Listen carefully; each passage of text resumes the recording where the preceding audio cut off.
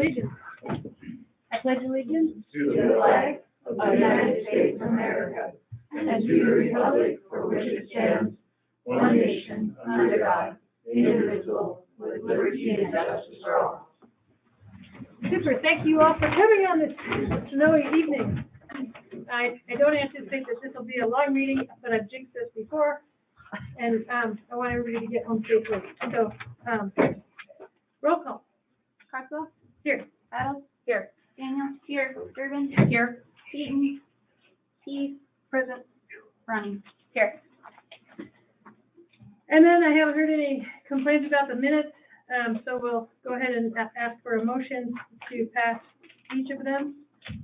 Move to approve minutes of December 13th, 2022, January 10th, 2023, and January 24th, 2023. Second that. Any discussion? Roll call?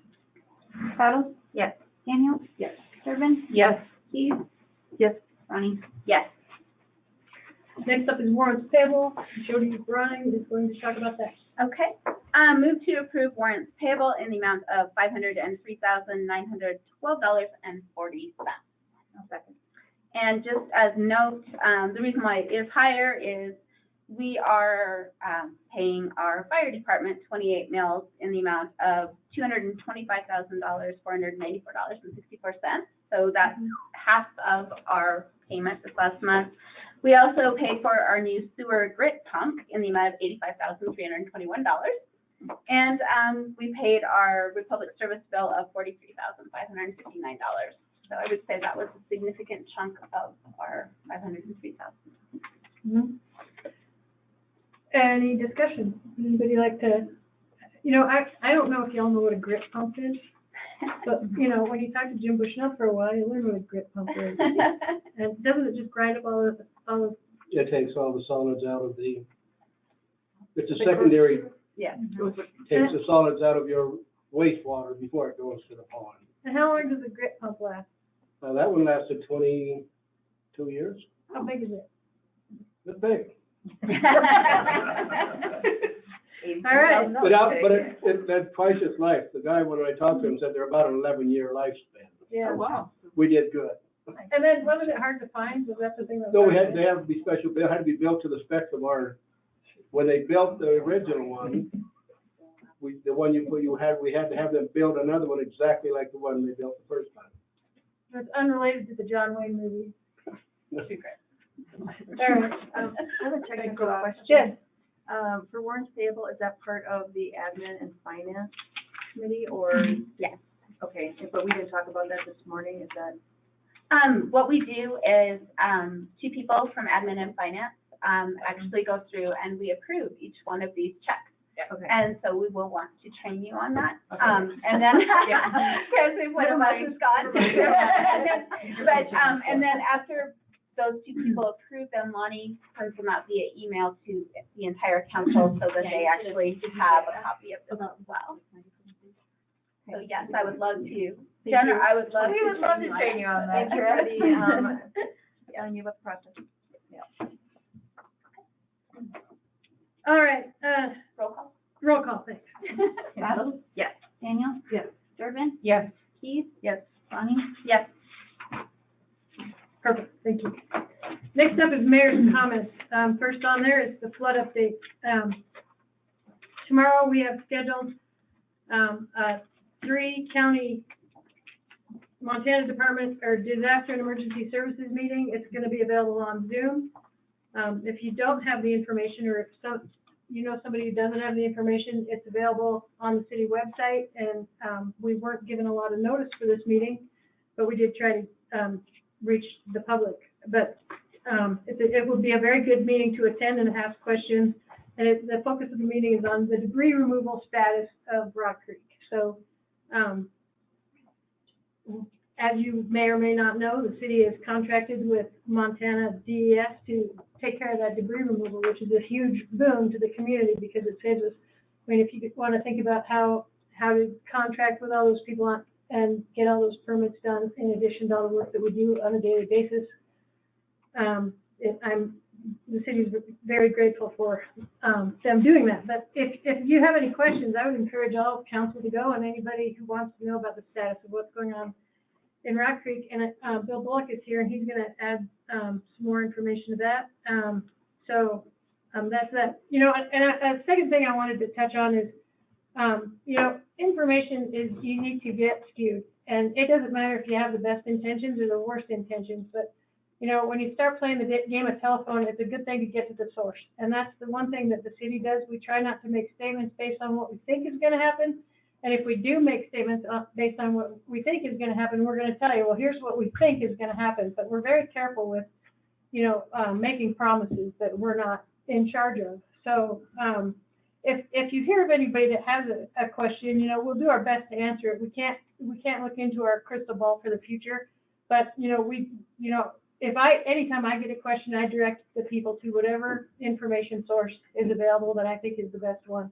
And, you know, you're welcome to do whatever you need to do, because I know the flood was freaky and scary, and everybody wants to do everything in their power to prevent from suffering loss in the future. But please know that the city and the county and the state, and we work together on these things. I have weekly meetings with the county, and I have weekly meetings on the road job. We have frequent meetings on, you know, with law enforcement, and I mean, we're trying to cover all the bases. So, but the phone is always open. You're always welcome to send an email, and you're always welcome to call. So please don't ever feel like we're trying to keep information from you, because that is not our intention. So that's everything I have to say about that. And then we were going to have Tom Coons come and talk about the ambulance district, but there was a little bit of a communication mistake. And basically, it would be nice to have the whole council here so we can all hear what Tom has to say. So we'll look forward to hearing that at the next meeting. Does anybody have any questions on that? Okay. Next up is public comments. If you have a public comment, please approach the podium, state your name, state your address, and you're welcome to speak for 3 minutes. Please keep it courteous, and I think that's about it.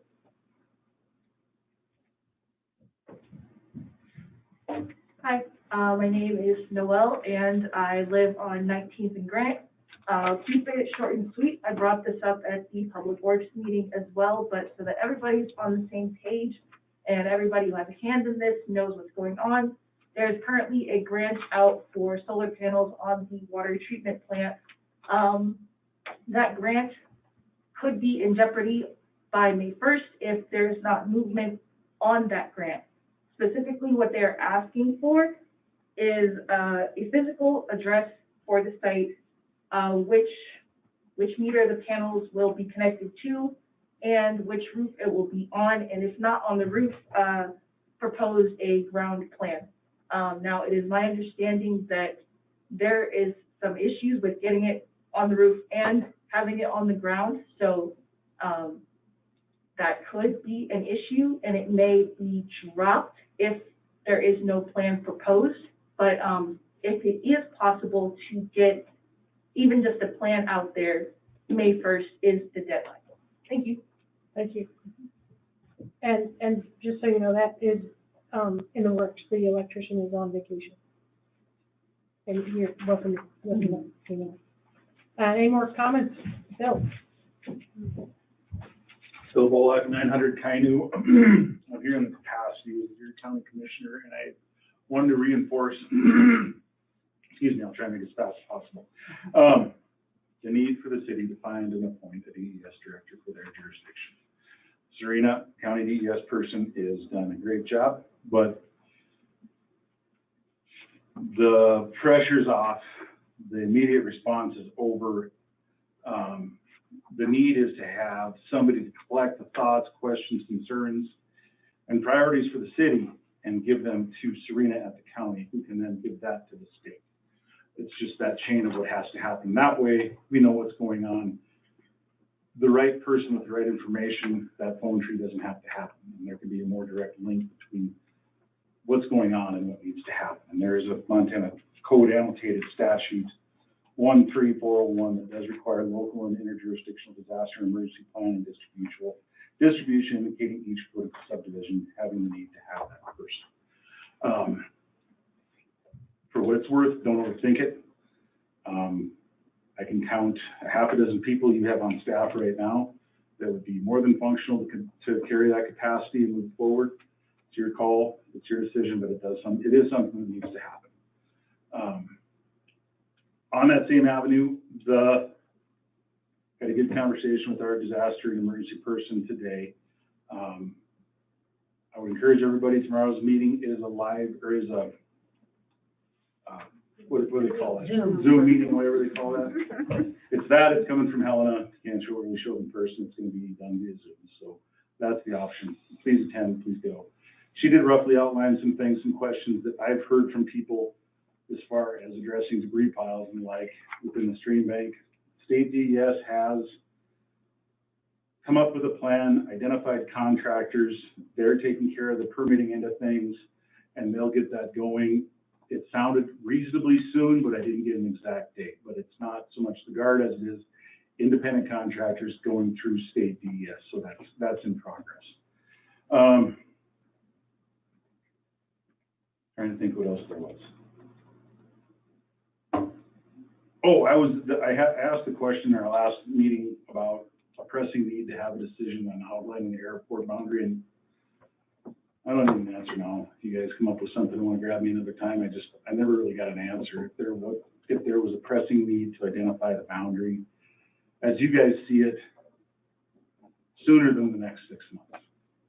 If somebody has that answer, I'd really appreciate hearing it. Thank you for your time. Thank you, Bill. All right, next up on the agenda is, are there any more comments from people who are present here? Are there any comments from anyone online? Last call for comments from anyone? All right.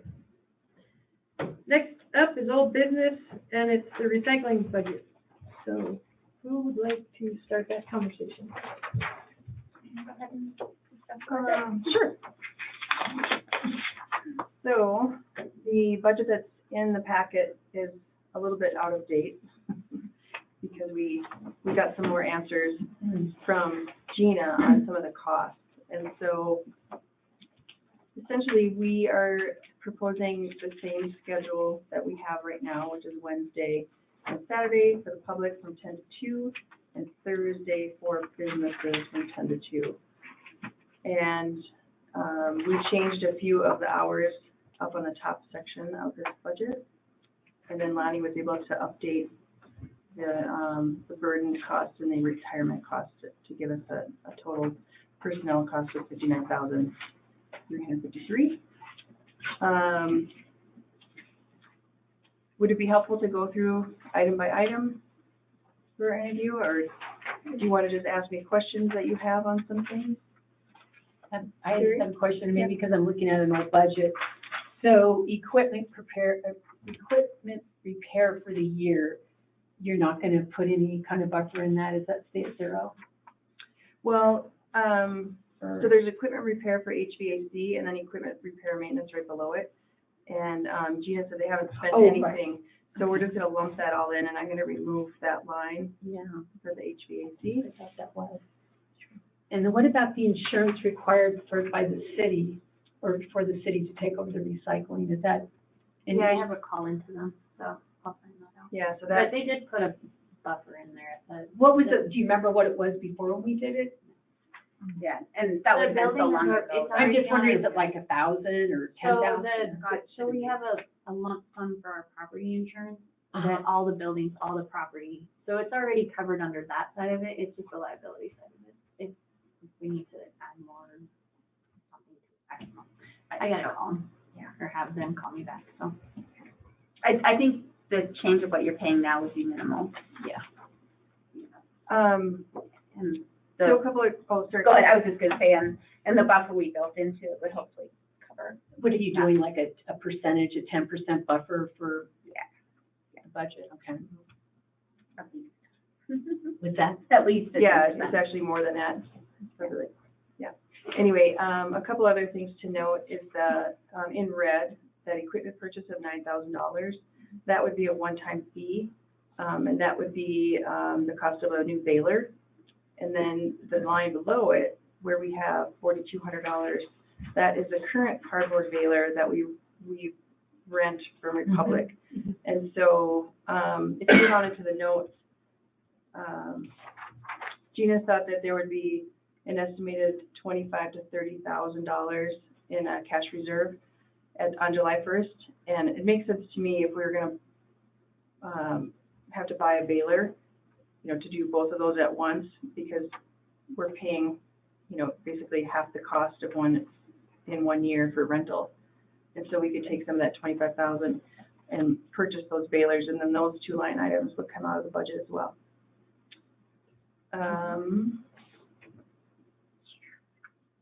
And then the porta potty, I guess, needs to be added into that. It's $100 a month, so $1,200 a year. So I will add that in as a cost. We thought we could use, now that COVID's over, that we would be able to use the BTI bathrooms, but apparently that's not a possibility. They don't want us to do that. So that total right now, it stands at $96,553 per year. We bumped that up a little more than 10% and are looking at a working budget of $110,000. So those are the costs. And I don't know if either of you want to talk about the income. Yes, I can talk about that. So in the packet, there were multiple proposals for how our community could fund this project. And we looked at, so proposal 4, the last one in the packet, is basically essentially keeping things as they are as a membership-only residential, commercial, single-use drop-off. And what you'll see there is that that proposal is listed last because it does not meet the expected income required to perform this budget. So, so we looked at these 3 other options. Proposal 1 is the one that the admin committee would like to recommend to council. So that proposal is that residents are charged a flat rate of $6 per month, that the commercial memberships continue as is, and that single-use drop-off fees continue as is. And out of city residents would still be able to have their memberships available as well. Correct. Yes. And then proposal 2 and 3 are some different flat rates for commercial properties, essentially. And we can go over those in detail if you'd like, but the proposal 1 is the one that we felt like admin committee would like to propose to council for a couple of reasons. One, because it keeps almost everything, there's less change for the community to have to absorb. The commercial memberships would continue, single-use drop-off fees would continue. The expected income for this proposal is more closely, it is still a little bit above the working budget of $110,000, and that gives us a little bit of a buffer for when things break or when unexpected repairs are needed that are costly. But those other 2 proposals that are listed there, proposal 2 and 3, the admin committee felt like the expected income for those are actually above and beyond what we need to actually run the shop, and it's kind of overkill. So the recommendation is that that we go with proposal 1. And then, do you want me to talk about how? Okay, so then the other thing we talked about was, okay, we have 2 avenues for potentially charging residents this flat rate of $6 per month. One option is to put it as a fee on our tax bill, the same way that our waste disposal is listed on our tax bill. The second option is to charge a monthly fee via the water bill. So for a couple of reasons, we think for this year anyway, admin committee would like to recommend that we use the water bill. It wasn't initially the one we were going for, but water bill, it will allow us to start charging $6 per month as of July 1st, and we can bring in income that will hit this budget immediately. If we wait to do the tax bill, we will not see revenue from that until December of 2023. That's fine. And so while ideally, I think we'd like to see it eventually be on the tax bill, just because it is a part of waste management, and the rest of our waste management is also on there. For this year, admin committee would like to propose that we put it on the water bill so that we can take ownership over the recycling center in July, and that there's a seamless transition without this fear that we're not gonna have money to get it started. And we're gonna talk about, we're gonna have a resolution. Oh, yeah, so we'll absolutely. be going Yep, over this, it's so we going don't to have public hearing, yep. If you have questions, but everybody should have an idea of what the, you know, Yep. the proposal is gonna be. The next steps would be, that we would send, Monty, you know, the city would send out letters to everyone affected by this, announcing, you know, the fee, proposed fee. And then at that point, we'll have 2 public hearings with the resolution that have to be where everyone can come in, say yay or nay, and then each time we'll vote on it. So are there any more questions or comments on that? I have one. I just have one question. I know that, you know, we've talked before about the hours that need to be open, and I just wanted to, again, I think it's important since Jim's going to be under his public works, if you had any thoughts, are you fairly comfortable with what the budget looks like? May not be ideal, but are you fairly comfortable that we can make this Well, work? if you guys wanna try it the way you've got it, I have none, personally, I thought there should be one full-time employee in charge. Like I have a water supervisor, sewer supervisor, I have one, a weight recycling, someone who's in charge there the whole time does it. That would be a lot more in the budget than what you have there, but I think this part-time deal, it'll be a wreck, but that's my personal opinion. I'm gonna retire. Someone else will have. Why do you think it'll be a wreck? Yeah. I just think there should have a full-time employee in charge of it. I really think you need to have someone, put a full-time employee in there that would be the head of it, charge of whether he, you know, is there every day, it's open every day. I don't know how you'd work that, but I just don't think having a, you know, 2 days a week open, somebody there, to me, that's my opinion. I think that we need to anticipate with any new program bumps. And I think Jim's given us a very good idea of what bumps we can anticipate. And so, I appreciate his caution, and, I guess my attitude is, you know, we'll see how it goes and we'll adjust things as we need to. That's part of the reason why we've talked about timelines and things, and, I mean, we're not gonna continue with something that doesn't work, so our goal is to see how to make it work. Can I ask just one more kind of follow-on question to that, and that is, you know, it looked like, I don't exactly remember what the numbers were that you read off, but it looked like we had a buffer more than 10%, you said. What does that, I think at one point, didn't you guys figure out what it was gonna cost if we did have one full-time person, and how would that impact? I mean, as a kind of a compromise, if you just added that in, would that be still within the ballpark?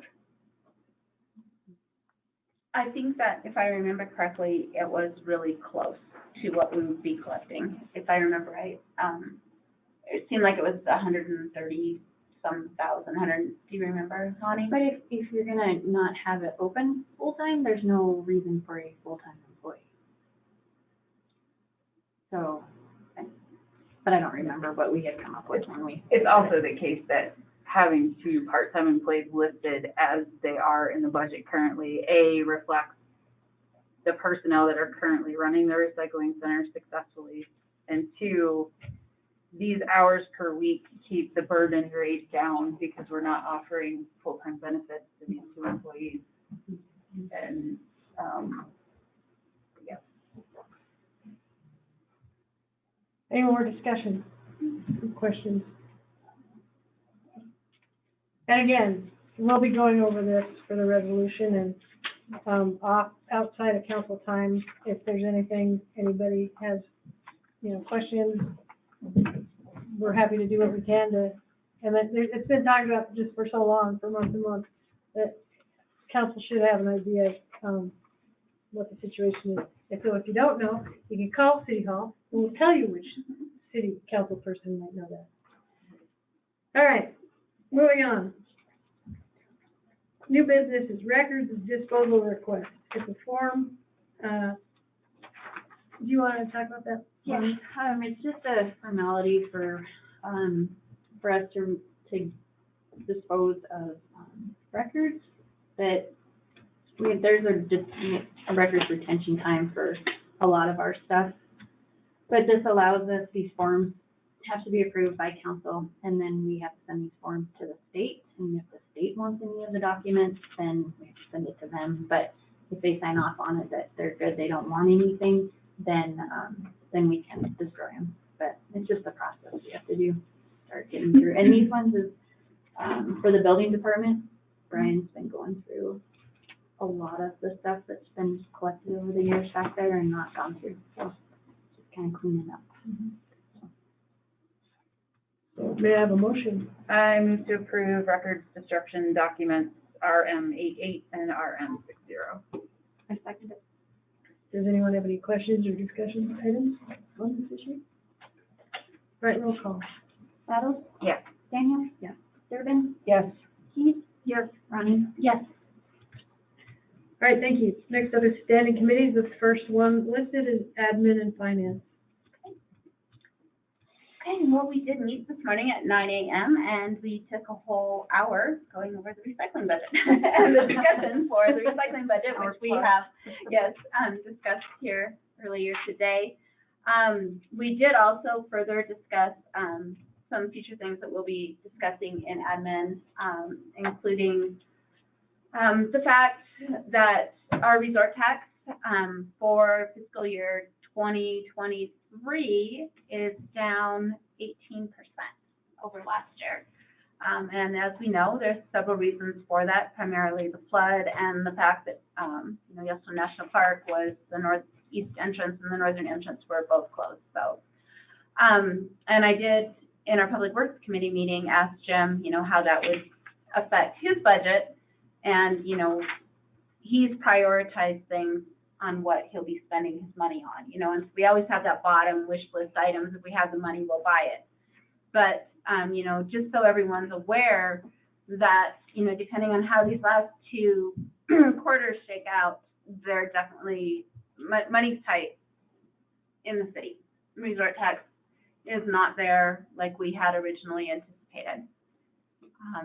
And general budget is always tight.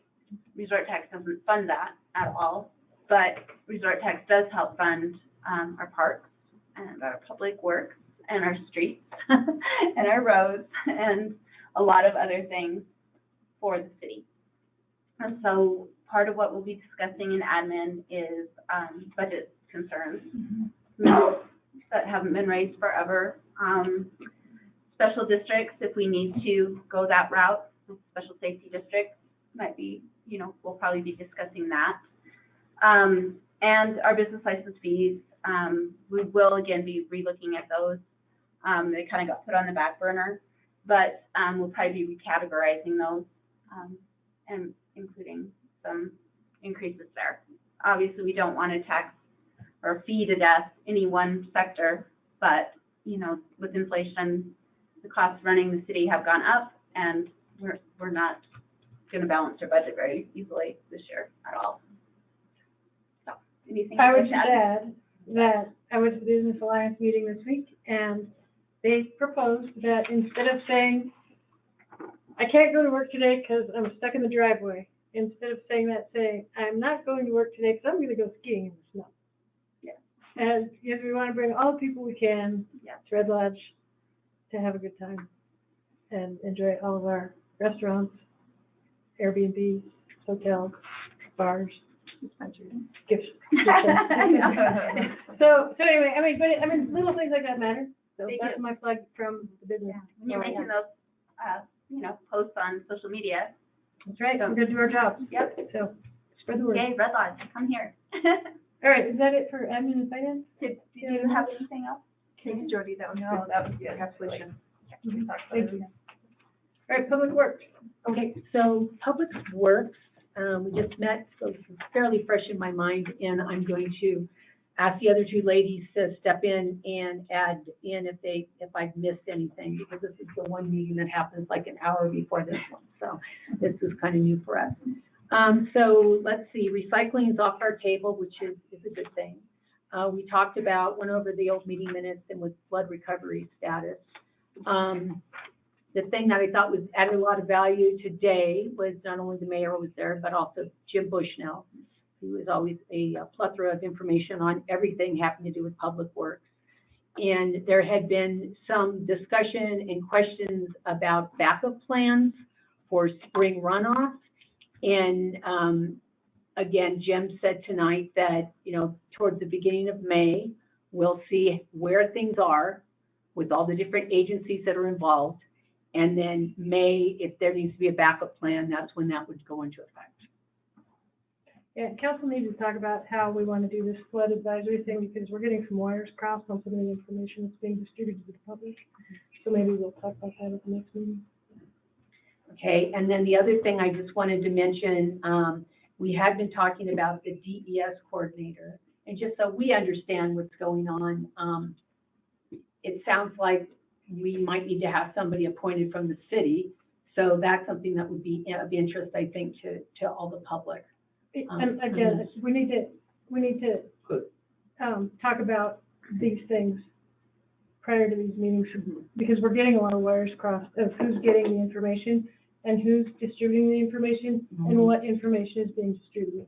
Right, So and I guess I just want you to be very careful. I understand that, and I guess what I'm just saying is one of the things I hope that we do this year, maybe a little better than last year, is that we share information so everybody is on the same page. And one thing you brought up, which I thought was a really good point, was about the Business Alliance, because I went to that as well. And so there are things that they said during that Business Alliance regarding things to make Red Lodge more attractable to tourists that also overlap with what we do in public works, and we're maybe able to help them or work with them for grant opportunities. So I think that's a good connection, as well as what the Parks is doing. So I just wanted to point that out, that more communication is always a better thing. The other thing that we talked about was the Public Works Capital Improvement Project for 2023. As Jim noted, that is going to, I guess it's getting around time to be updated again, and that would be with the grant, I guess, that you've applied for that. I plan on, you actually kept your version that you marked up, but we'll go ahead. I gave it to you so you could. Oh, is it in here? Okay. So I'll go ahead and update that so people understand what's in the works and what's happened from 2022. And then I'll submit that as part of the meeting minutes on that. And then I just had, well, I'll leave that for now. I'm hoping we can ask questions after we do the committee report out. So I don't know if there's any questions on that, or if you guys have anything to add, Jody or Cinta. Okay. All right, public health and safety. Okay, so public health and safety, we missed you last night. We, it's hard because we've moved to 4 o'clock in the afternoon, which is really difficult for the police that work really long hours. So, when we met yesterday, Kelly was not here, but because since it's new, we thought it would be important to go and just kind of talk about some of these things that we had on our plate.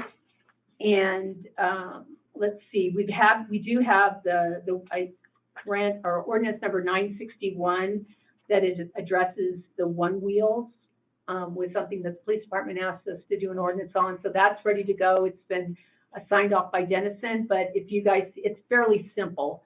But if you guys see anything on there you want changed, let us know as soon as possible, and then we'll work with the mayor to see if we can get that on the next city council meeting to get that approved.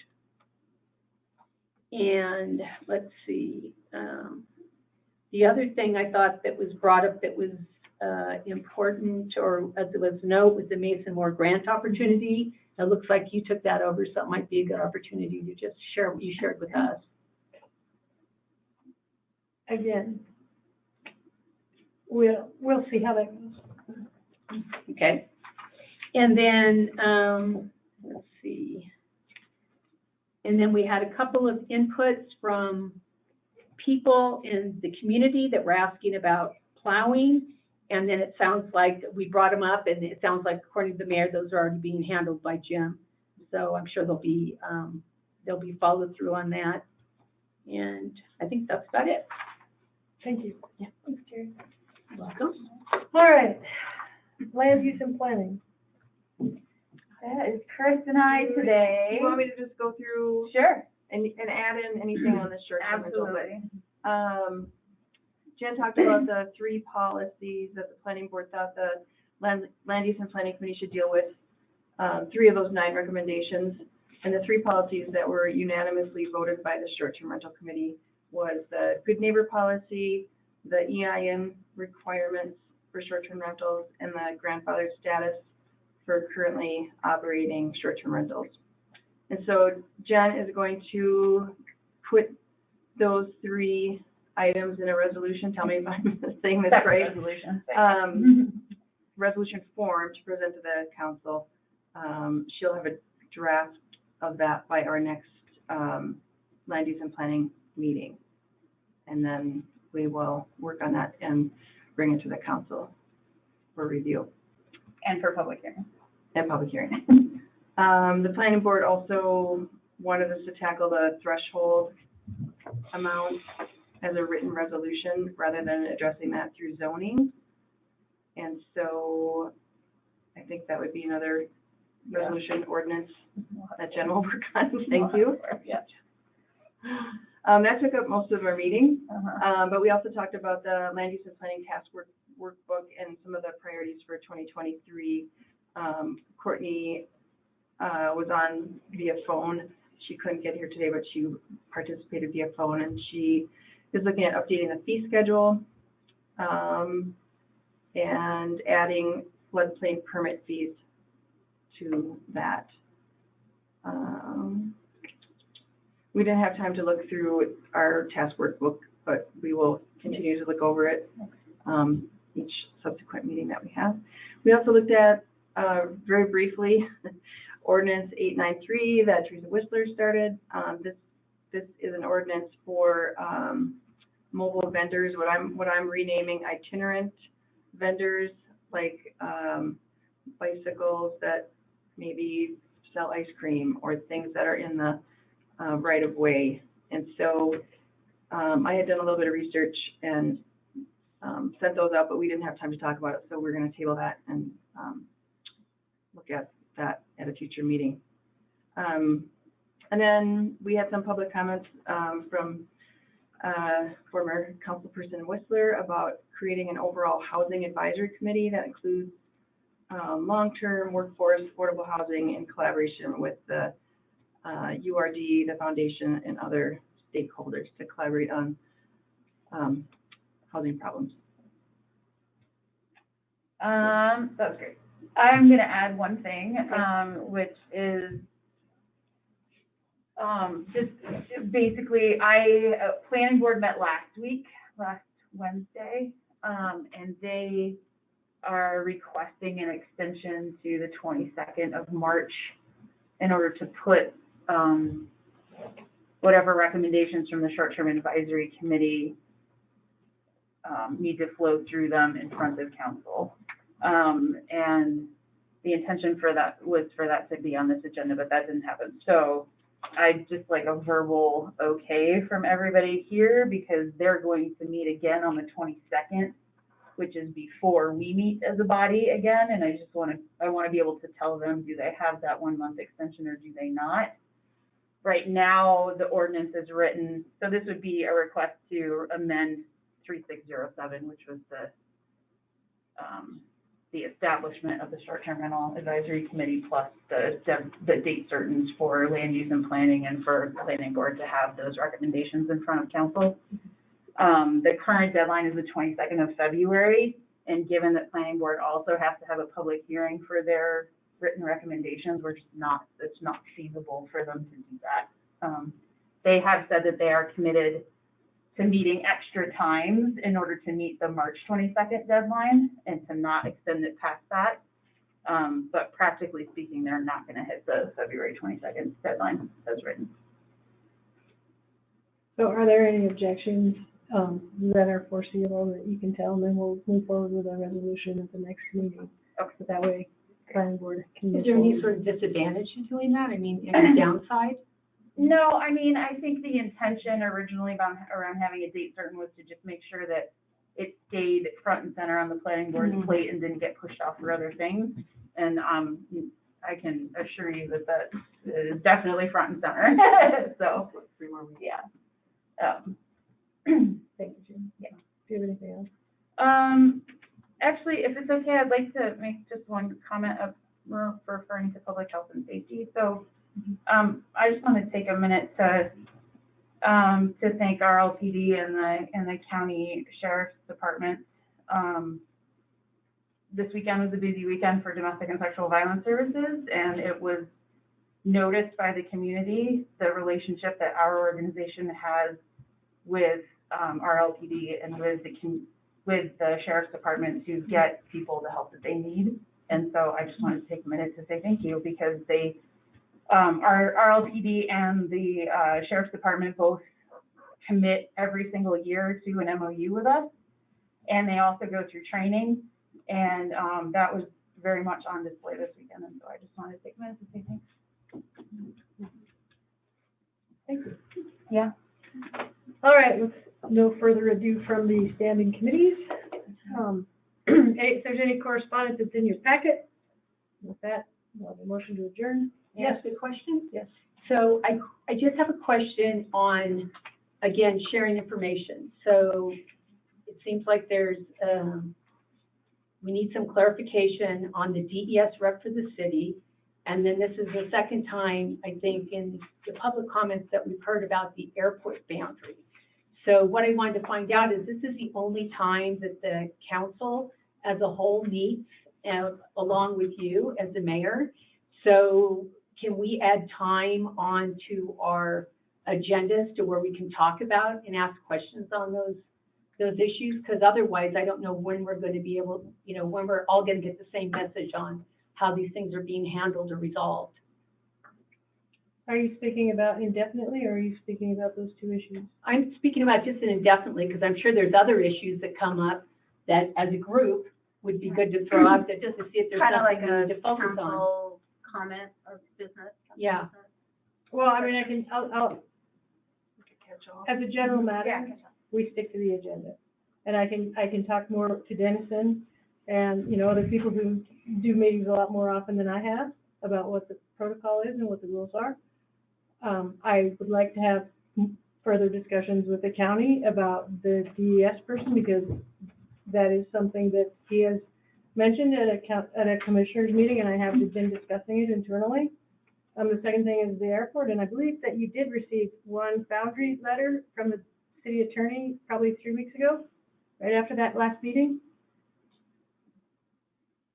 I couldn't tell you. I can't say that I've seen it. Okay, well, it was sent from our attorney, and we do have another one, but Dennison has been off, and our meeting was Thursday, so, or maybe it was Tuesday, I believe, so. There's been a lot. Yeah, there has been a lot, and, we do have it defined, drawn, we're just waiting for a letter to come, and, I mean, it's no surprise because it's exactly what we talked about at the meeting, so, yeah. Madam Mayor, I'd offer up one more thing, and this is totally off topic, but I think it's relevant.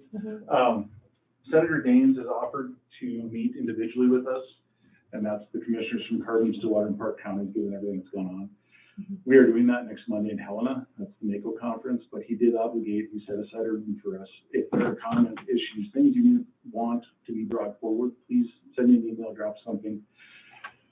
If you can, recognize their role at the federal level. That's their wheelhouse. What happens at the state, that's the state's wheelhouse. But anything at the federal level, FEMA, reimbursement, disaster mitigation, anything like that is a good opportunity. Mr. Daines has been very representative to us. He's very available to us, and I commend him for taking time to give us an hour of time on Monday. And so there'll be 9 of us in there and visiting with him. He did obligate, and I would like to offer up to bring whatever issues you may have over. I appreciate that, thank you. And I did call Senator Tester's office too. I need to do some further inquiries on that. So, thanks. I'll get with Lonnie and Jim and see where the holes are. All right, is there anything else? Because with that, we can adjourn possibly. All right, meeting adjourned. Thank you.